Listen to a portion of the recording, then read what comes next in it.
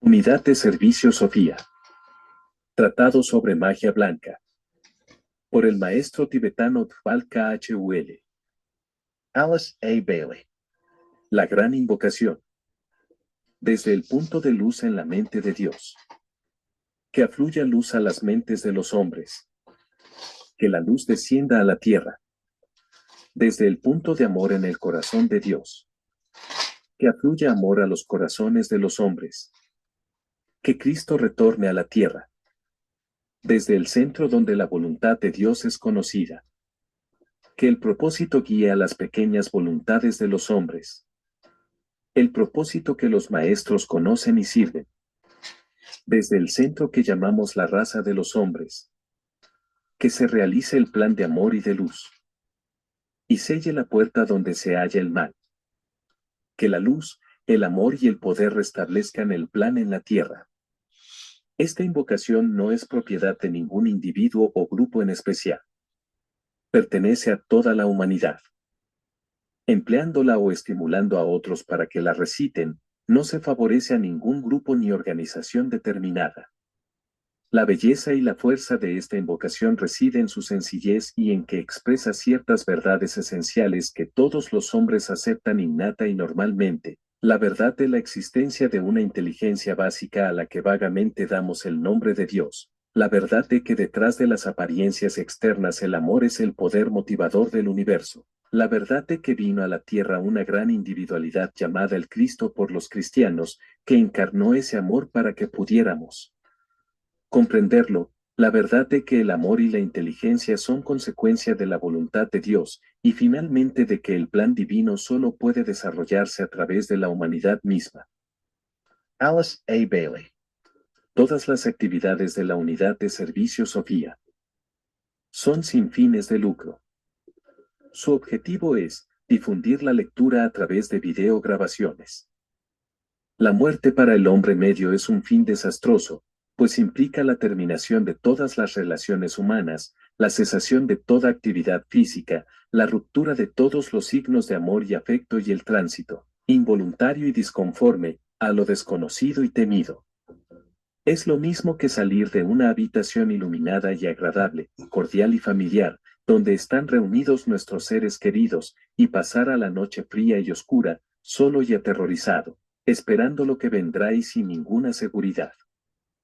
Pero las personas olvidan por lo general que todas las noches, durante las horas de sueño, morimos en lo que respecta al plano físico y vivimos y actuamos en otro lugar. Olvidan también que han adquirido ya la facilidad de dejar el cuerpo físico, porque aún no pueden conservar en la conciencia del cerebro físico los recuerdos de esa muerte y el consiguiente intervalo de vida activa, y no relacionan la muerte con el sueño. Después de todo, la muerte es solo un intervalo más extenso en la vida de acción en el plano físico, nos vamos al exterior por un periodo más largo. Pero el proceso del sueño diario y el proceso de la muerte ocasional son idénticos, con la única diferencia que en el sueño el hilo magnético o corriente de energía, a través de la cual corren las fuerzas vitales, se mantiene intacto y constituye el camino de retorno al cuerpo. Con la muerte, este hilo de vida se rompe o corta. Cuando esto ha acontecido, la entidad consciente no puede volver al cuerpo físico denso, y al faltarle a ese cuerpo el principio de coherencia, se desintegra. Debe recordarse que el propósito y voluntad del alma, la determinación espiritual de ser y hacer, utiliza el hilo del alma, el sutratma, la corriente de vida, como medio de expresarse en la forma.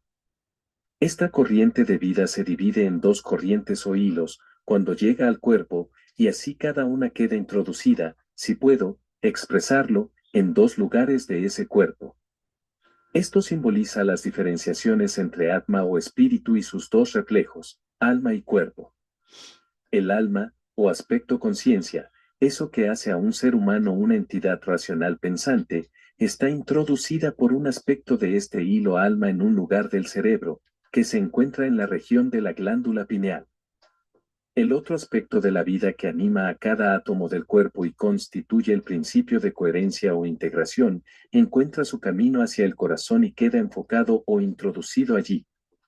El hombre espiritual, desde estos dos puntos, trata de controlar el mecanismo. Así llega a ser posible la actuación en el plano físico, y la existencia objetiva se convierte provisoriamente en un modo de expresión. El alma, situada en el cerebro, hace que el hombre sea una entidad racional inteligente, autoconsciente y autodirigida, percibe en diversos grados el mundo en que vive, según su etapa de evolución y el consiguiente desarrollo de su mecanismo. Ese mecanismo es triple en expresión. Ante todo existen los nadis y los 7 centros de fuerza, luego el sistema nervioso en sus 3 divisiones, cerebro espinal, gran simpático y periférico, y después el sistema endocrino, que podría considerarse como el aspecto más denso o exteriorización de los otros dos. El alma, situada en el corazón, es el principio vida, el principio de autodeterminación, el núcleo central de energía positiva, mediante el cual los átomos del cuerpo se mantienen en su correcto lugar y se subordinan a la voluntad de ser del alma. Este principio de vida utiliza la corriente sanguínea como su modo de expresión y agente controlador, y mediante la íntima relación del sistema endocrino con la corriente sanguínea, tenemos unidos los dos aspectos de actividad del alma, a fin de hacer del hombre una entidad viviente, consciente y activa, gobernada por el alma, y expresando el propósito del alma en todas las actividades del vivir diario.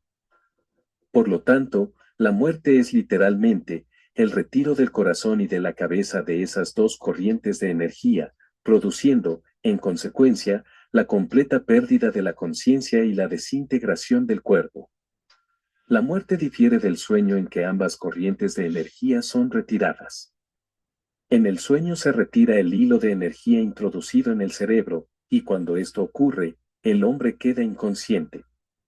Con esto queremos decir que su conciencia o sentido de percepción está enfocado en otra parte. Su atención no está ya dirigida a las cosas tangibles y físicas, sino que se desvía hacia otro mundo del ser y queda centralizada en otro mecanismo. Al morir, los dos hilos son retirados o unificados en el hilo de la vida.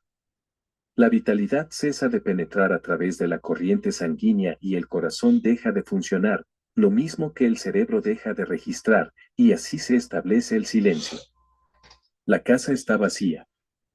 La actividad cesa, excepto esa actividad asombrosa e inmediata que es prerrogativa de la materia misma y se expresa en el proceso de descomposición.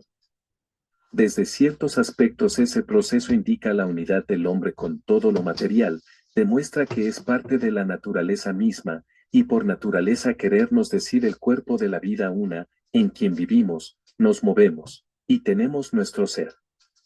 En esas 3 palabras, vivir, mover y ser, tenemos toda la historia.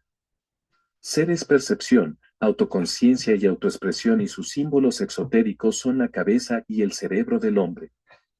Vivir es energía, deseo en la forma, coherencia y adhesión a una idea, y sus símbolos exotéricos son el corazón y la sangre. Mover indica integración y respuesta de la entidad existente, perceptiva y viviente, a la actividad universal, y sus símbolos exotéricos son el estómago, el páncreas y el hígado. Es interesante tener en cuenta, aunque incidental a nuestro tema, que en caso de imbecilidad e idiotez y en esa etapa de la vejez que llamamos decadencia senil, el hilo introducido en el cerebro es retirado, mientras el que transmite el impulso o anhelo de vivir aún permanece introducido en el corazón. Hay vida, pero ninguna percepción inteligente, hay movimiento, pero no dirección inteligente, en el caso de la decadencia senil, cuando durante la vida se ha utilizado un mecanismo de alta calidad, puede haber, aparentemente, un funcionamiento inteligente, pero eso es una ilusión debido a viejos hábitos y a un propósito coordinado y coherente. Debe observarse también que la muerte se produce bajo la dirección del ego, no importa que el ser humano no tenga conciencia de esa dirección. En la mayoría, este proceso ocurre automáticamente, pues en el momento en que el alma retira su atención, la reacción inevitable en el plano físico es la muerte, ya sea por la abstracción de los hilos duales, de vida y de energía razonadora, o por la abstracción del hilo de energía calificado como mentalidad, dejando a la corriente de la vida funcionar a través del corazón, pero sin conocimiento inteligente. El alma está en otro lugar, ocupada en su plano y en sus propios asuntos. En el caso de los seres humanos altamente desarrollados, a menudo encontramos un sentido de visión previo al periodo de la muerte. Esto es incidental al contacto egoico y a la percepción de los deseos del ego. A veces implica un conocimiento del día exacto de la muerte, conjuntamente con la conservación de la autodeterminación hasta el momento final del retiro. En el caso de los iniciados hay mucho más que esto. Existe una inteligente comprensión de las leyes de abstracción, lo cual capacita al que efectúa la transición para retirarse conscientemente y con pleno conocimiento del cuerpo físico, y entonces actuar en el plano astral. Esto implica la conservación de la continuidad de la conciencia, de manera que no hay interrupción de continuidad entre el sentido de percepción en el plano físico y el estado posterior a la muerte. El hombre se considera tal como era antes, aunque sin un mecanismo con el cual hacer contacto en el plano físico. Permanece consciente de los sentimientos y pensamientos de aquellos que ama, aunque no puede percibir ni tener contacto con el vehículo físico denso. Puede comunicarse con ellos en el plano astral, o telepáticamente a través de la mente, si todos están en armonía, pero la comunicación que requiere el empleo de los 5 sentidos de percepción, está necesariamente fuera de su alcance. Sin embargo, es útil recordar que astral y mentalmente la interacción puede ser más íntima y más sensitiva que antes, por estar libre de las trabas del cuerpo físico. No obstante, 2 cosas militan contra esta interacción: una es la aflicción y el violento trastorno emocional de los que quedan; la otra, en el caso del ser humano común, es la ignorancia y perplejidad del hombre mismo, al encontrarse con lo que para él son nuevas condiciones, aunque en realidad son viejas, si pudiera comprenderlo. Una vez que los hombres hayan perdido el temor a la muerte y tengan una comprensión del mundo posterior a la muerte, que no esté basada en la alucinación y la histeria, o en las conclusiones, frecuentemente ignorantes, de los médium comunes, que hablan bajo el control de su propia forma mental, construida por ellos mismos y el círculo de asistentes, controlaremos correctamente el proceso de la muerte. La condición de los que quedan será cuidadosamente manejada, para evitar pérdida de relaciones y superfluo desgaste de energía. Actualmente existe una gran diferencia entre el método científico de traer una persona a la encarnación y la forma completamente ciega y frecuentemente atemorizada e ignorante con que la despedimos al salir de la encarnación. Trato hoy de mostrar a Occidente un método nuevo y más científico para dirigir el proceso de la muerte, y permítanme dejar bien aclarado que lo que tengo que decir, de ninguna manera abroga a la ciencia médica moderna, con sus paliativos y pericia. Todo lo que alego es un acercamiento sensato a la muerte. Solo trato de sugerir que cuando el debido sufrimiento ha terminado y sobreviene el debilitamiento, se permita a la persona moribunda prepararse, aunque esté aparentemente inconsciente, para la gran transición. No olviden que requiere una fuerte y constante opresión sobre el sistema nervioso para producir dolor. ¿Les resulta imposible concebir el momento en que el acto de morir sea el triunfo final de la vida? ¿No pueden imaginarse que el tiempo transcurrido en el lecho de muerte será el preludio de un retiro consciente? ¿Pueden imaginarse el momento en que el hombre llegue a desprenderse del obstáculo de la envoltura física y sea para él y quienes lo rodean la tan esperada y feliz consumación? ¿No pueden visualizar el momento en que, en vez de lágrimas y temores, por no querer reconocer lo inevitable, la persona moribunda y sus amigos se pongan de acuerdo respecto a la hora, y solo la felicidad caracterice el tránsito? Que las mentes de los que quedan estén libres de ideas funestas, y los lechos de muerte sean considerados como ocasiones más felices que los nacimientos y casamientos. Les digo que dentro de poco tiempo esto será ciertamente así para los inteligentes de la raza, y poco a poco para todos.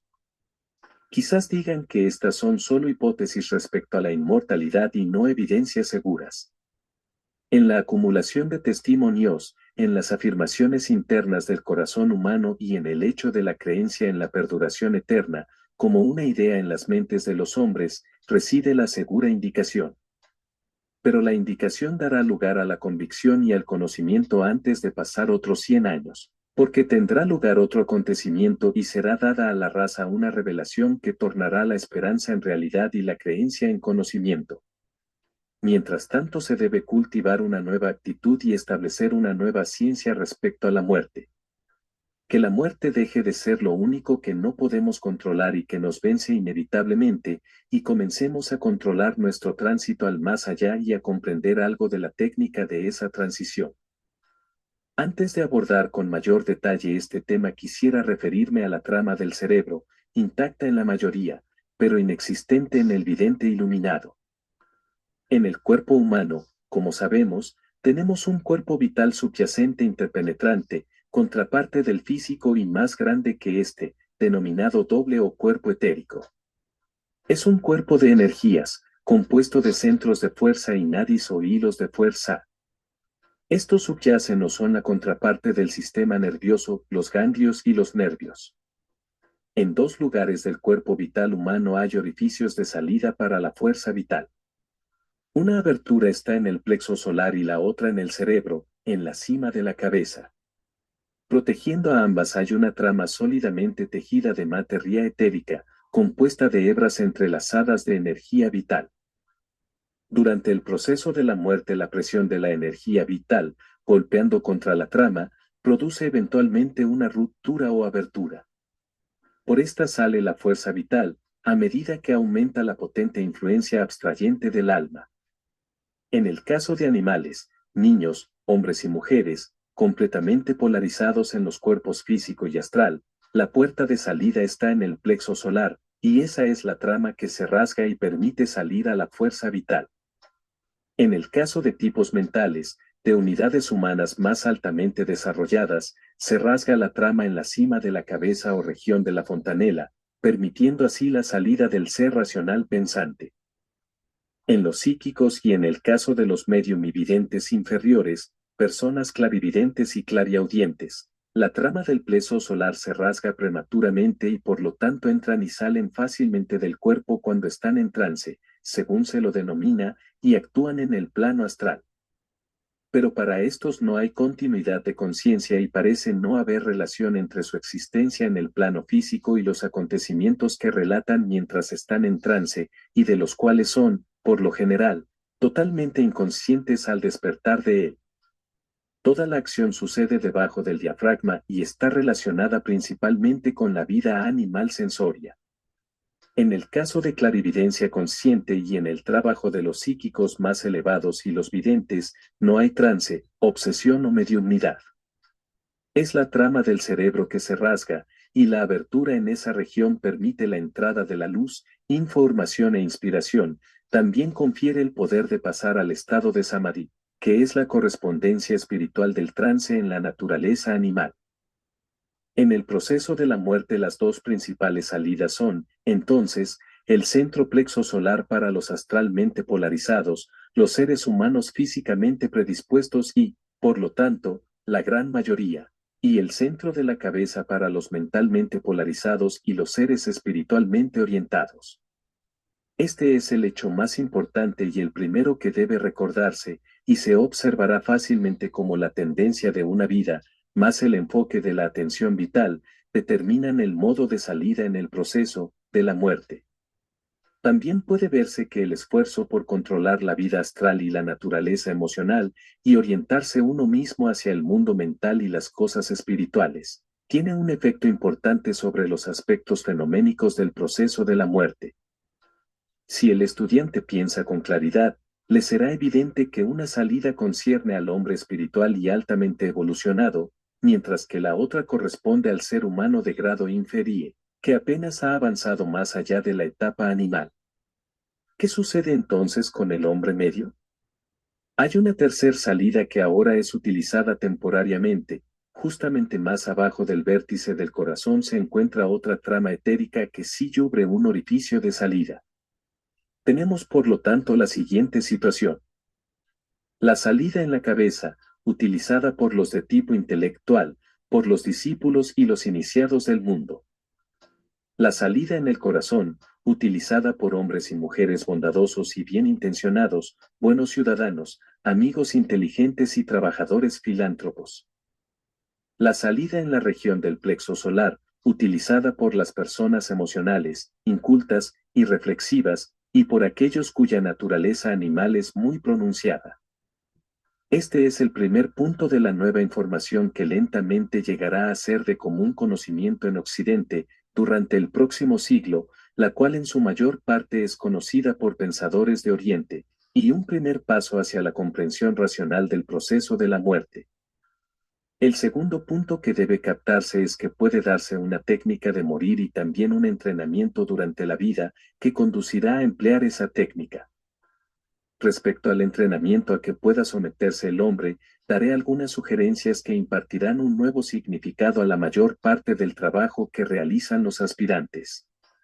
Los hermanos mayores de la raza, que han guiado a la humanidad durante siglos, están preparando personas para dar el próximo paso, lo cual traerá una continuidad de conciencia que terminará con el temor a la muerte y vinculará los planos físicos y astral en tan íntima relación, que en realidad constituirán un solo plano.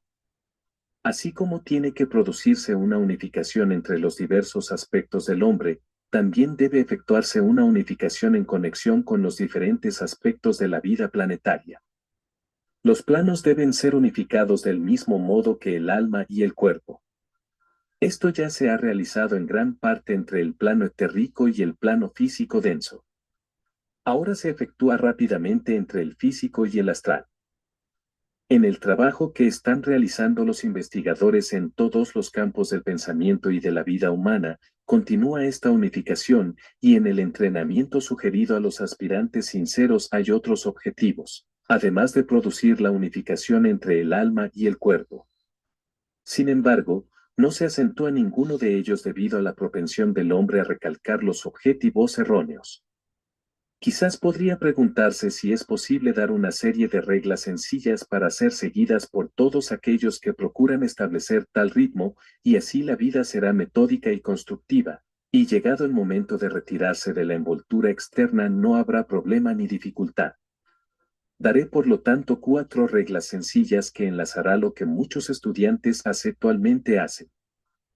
Aprender a mantenerse enfocados en la cabeza mediante la visualización, la meditación y la práctica constante de la concentración. Desarrollar la capacidad de vivir acrecentadamente como el rey sentado en el trono entre las cejas. Esta es una regla que puede ser aplicada a los asuntos de la vida. Aprender a rendir cordial servicio y no insistir emocionalmente en la actividad dirigida a manejar los asuntos ajenos.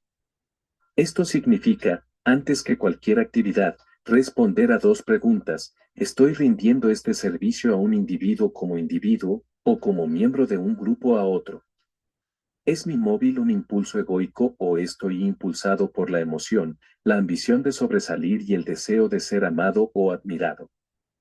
Estas 2 actividades tendrán como resultado el enfoque de las energías de la vida arriba del diafragma, y así se anulará el atractivo poder del plexo solar. En consecuencia, este centro será cada vez menos activo y no existirá el peligro de rasgar la trama en ese lugar. Aprender, antes de dormirse, a retirar la conciencia a la cabeza. Esto debe practicarse definidamente como un ejercicio al entrar en el sueño. No deberían permitir deslizarse en el sueño, sino mantener la conciencia intacta hasta pasar conscientemente al plano astral. Debería intentarse el relajamiento, la cuidadosa atención y una constante atracción hacia el centro de la cabeza, porque mientras el aspirante no haya aprendido a ser consciente de todos los procesos del sueño y a mantenerse al mismo tiempo positivo, resulta peligroso este trabajo. Los primeros pasos deben darse con inteligencia y seguirse durante muchos años, hasta hacer con facilidad el trabajo de abstracción. Anotar y vigilar todos los fenómenos relacionados con el proceso de retiro, ya sea durante el trabajo de meditación o al dormir. Se hallará, por ejemplo, que muchas personas despiertan sobresaltadas inmediatamente después de dormirse. Esto se debe a que la conciencia no se desliza por la trama que está bien abierta, sino por un orificio parcialmente cerrado. Otros podrán oír un chasquido violento en la región de la cabeza. Es causado por los aires vitales en la cabeza, que generalmente no percibimos, producidos por una interna sensibilidad auditiva que causa percepción de sonidos siempre presentes, pero normalmente no registrados. Otros verán una luz cuando están por dormirse, nubes de colores o banderas y gallardetes de color violeta. Estos son todos fenómenos etéricos, sin real importancia, y se relacionan con el cuerpo vital, las emanaciones pránicas y la trama de luz. Efectuar esta práctica y seguir estas 4 reglas durante años facilitará grandemente la técnica del lecho mortuorio, porque el hombre que ha aprendido a manejar su cuerpo cuando está por dormirse, tiene una ventaja sobre quien nunca ha prestado atención al proceso. En relación con la técnica de morir, solo me es posible ahora hacer una o dos sugerencias. No me ocupo aquí de la actitud de los atentos vigías, sino de esos puntos que harán más fácil el paso del alma transeúnte. Primero, se debe guardar silencio en la habitación. Esto con frecuencia se hace. Se ha de recordar que la persona moribunda está por lo general inconsciente. Esta inconsciencia es aparente, no real. De 900 casos sobre 1000 hay percepción cerebral, con plena conciencia de lo que ocurre, pero existe parálisis completa de la voluntad para expresarse y total incapacidad para generar la energía indicadora de vida. Cuando el silencio y la comprensión reinan en la habitación del moribundo, el alma que parte puede retener con claridad la posesión de su instrumento hasta el último minuto y hacer la debida preparación. En el futuro, cuando se sepa más sobre los colores, solo se permitirá la luz anaranjada en la habitación de un moribundo, siendo instalada con una ceremonia apropiada cuando no haya posibilidad de restablecimiento. El color anaranjado ayuda al enfoque en la cabeza, así como el rojo estimula el plexo solar y el verde tiene un efecto definido sobre el corazón y las corrientes de la vida. Ciertos tipos de música se utilizarán cuando se conozca algo más en conexión con el sonido, pero aún no existe ninguna música que facilite el trabajo del alma al abstraerse del cuerpo, aunque se descubrirá que ciertas notas del órgano son efectivas. En el momento exacto de la muerte, si se emite la misma nota de la persona, se coordinarán las dos corrientes de energía y eventualmente se cortará el hilo de vida. Pero este conocimiento es demasiado peligroso para transmitirlo y solo podrá darse más adelante. Quisiera indicar el porvenir de los futuros estudios esotéricos y las líneas que deberán seguir. Se encontrará que la presión sobre ciertos centros nerviosos y arterias facilitará el trabajo. Esta ciencia de la muerte es mantenida en custodia en el Tíbet, como lo saben muchos estudiantes. Presión sobre la vena yugular y sobre ciertos grandes nervios en la región de la cabeza y en un punto especial de la médula oblongada será muy útil y efectiva. Más tarde se elaborará inevitablemente una ciencia definida de morir, pero solo cuando la existencia del alma sea reconocida y su relación con el cuerpo haya sido científicamente demostrada.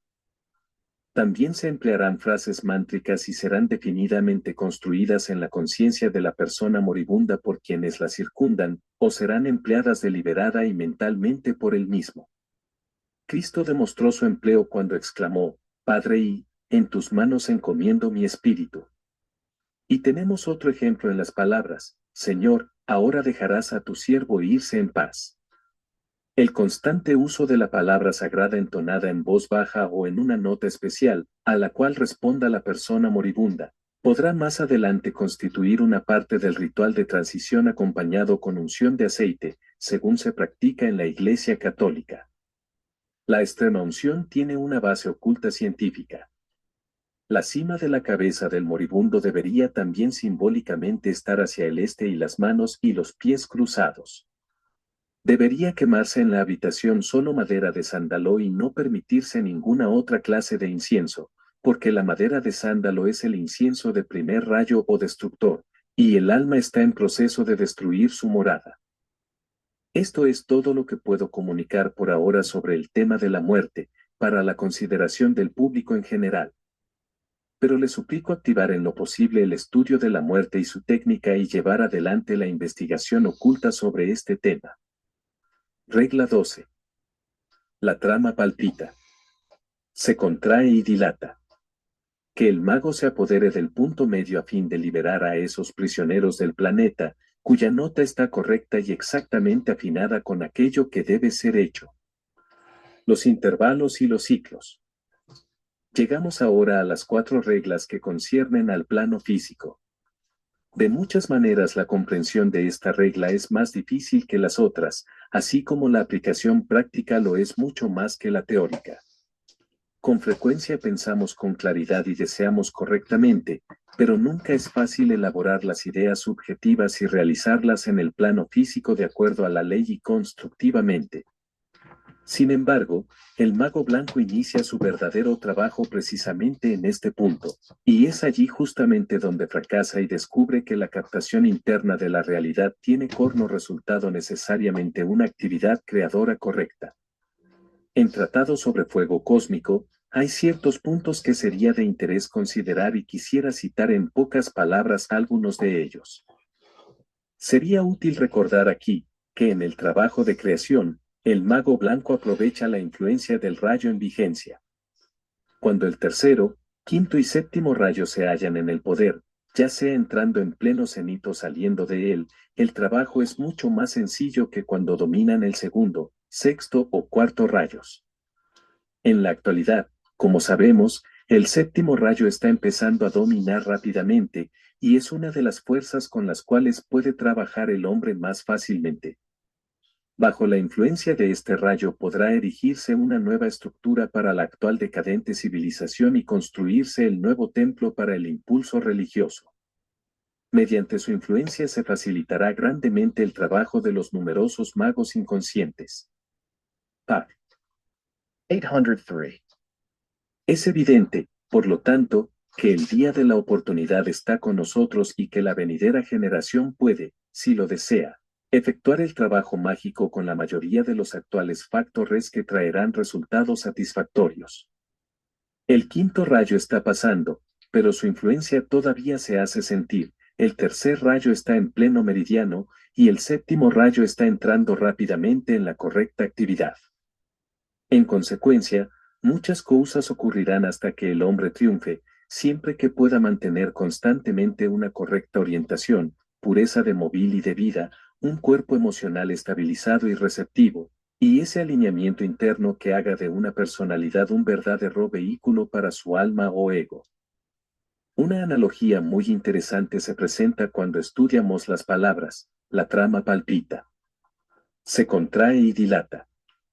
La idea subyacente es la de latido, diástole y sístole, flujo y reflujo de la actividad cíclica, el día de la oportunidad y la noche de la inactividad, la absorción y la expulsión, y esas numerosas apariciones y desapariciones que marcan la corriente de la vida en todos los reinos y dimensiones. Este ciclo del día y la noche, que es la inevitable señal de la existencia manifestada, tiene que ser reconocido. Todo discípulo debe adquirir, poniendo la verdad en términos sencillos, esa sabiduría basada en el conocimiento de cuándo corresponde trabajar o no, y en la comprensión de esos periodos e intervalos que se caracterizan por la palabra y el silencio. Es aquí donde se cometen muchos errores y fracasan la mayoría de los trabajadores.